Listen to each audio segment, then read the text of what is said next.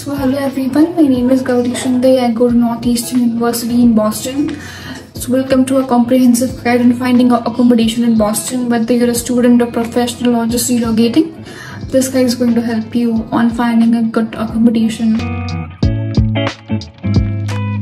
So let's start our video. So firstly, we will be looking at the initial considerations. So I have some notes in my laptop which I'll be looking at, that I don't miss out on important points that I really want to speak in this video.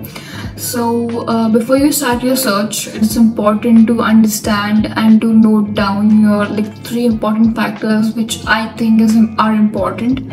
So the three of them are your budget, the location, and the type of accommodation you're looking at.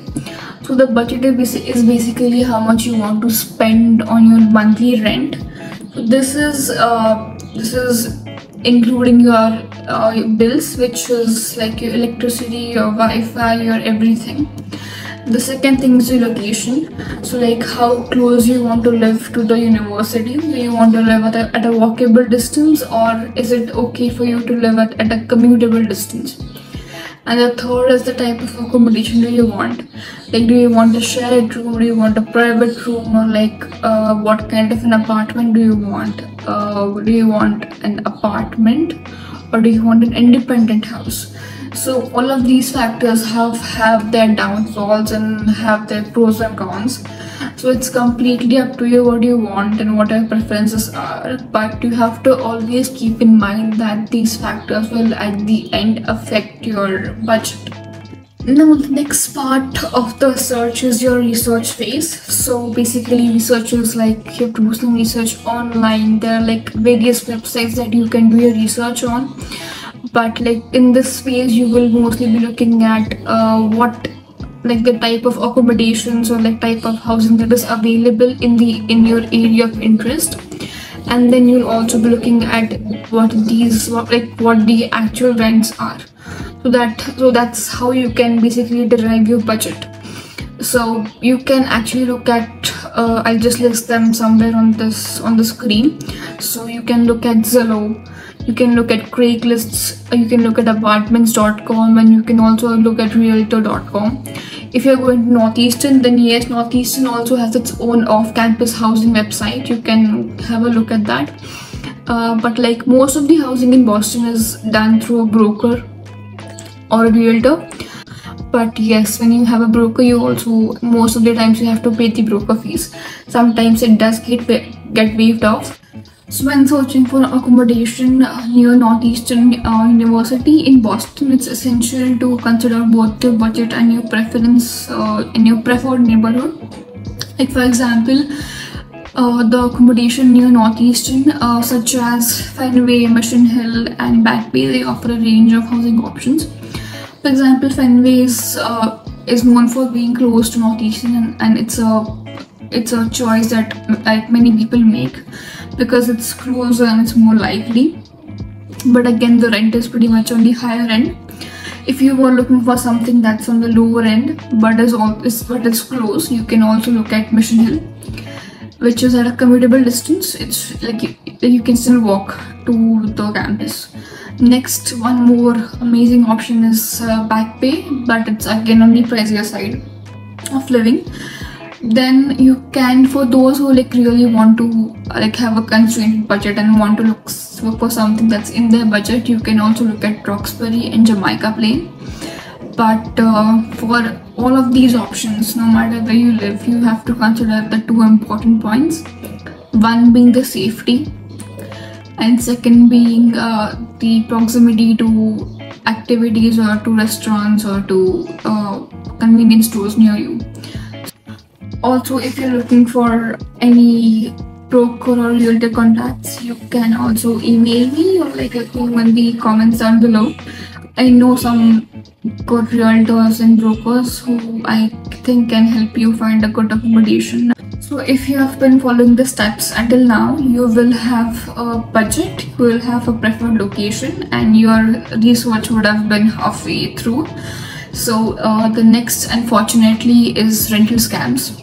which are very real, and especially in city like Boston, it just happens because they know that people are vulnerable and people fall for all these scams.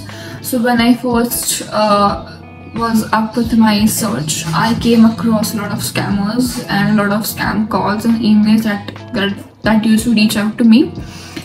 Like, I would like to tell you guys about all those scams so that you can watch out and be safe and not give your money out to people who are going to scam you. So the first and foremost is too good to be true rents. So for like, if you were looking at apartments on like various websites or like on Facebook Marketplace, say that the too good to be true rents can be or might be scams. For example, if the apartment looks amazing and it's all modernized, but the rent for that area is significantly lower than the other apartments, so this might be a scam, because this is how they attract people to send you a message. And because if they know that people are on a budget, so they will for sure reach out to you when they find something that's around their budget or like less than their budget. So you would that's a human instinct to go and grab the deal, but then you have to be aware that everything that looks good comes with a price. So you have to be aware of all these too good to be true scams or too good to be true listings on these various websites. Next is when they kind of pressurize you to pay quickly. So scammers will usually, like most often, have a sense of urgency in them. They will just kind of budge you to pay the amounts very quickly, and they might not even ask you to verify their details. So like, for example, they might not even expect or like ask you for your documents and stuff like that, and they might be like, just pay us first and then we'll get you the apartment and then we can look at the details of the documentation and stuff like that. But your housing application basically needs all those documents to be put in through. So you have to be very cautious about paying something, and you have to be cautious about who you are paying in and what you are paying in. So don't fall for these pressurizing scams. They might pressure you into saying that. Lastly, you should always prefer or like insist for a viewing. If you might ask them for a virtual viewing. That's what I did for some apartments. Or if you have some friends or someone who can look for who can take a look at the apartment for you, you can request an in-person viewing if it's possible. And in most of the cases, please don't say yes to an apartment or pay any amount without looking at the apartment live. Lastly, if you want me to make a video on finding roommates or flatmates in and around Boston, you can let me know in the comments down below, and then I can talk about it, because if I just club it into one video, it's gonna be a huge long video. So lastly, finding accommodation in Boston can be a very, very, very hectic process, but with planning and some research, you can find a perfect place that you can call your home. So you have to always be aware of scams. Don't fall for scams. Have your eyes open and like look for all the red flags in an apartment. Don't fall for things that look too good to be true.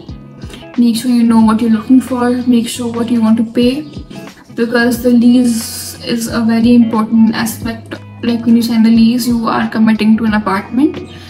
So guys, stay safe, have a good day, and I'll see you in the next video. Bye.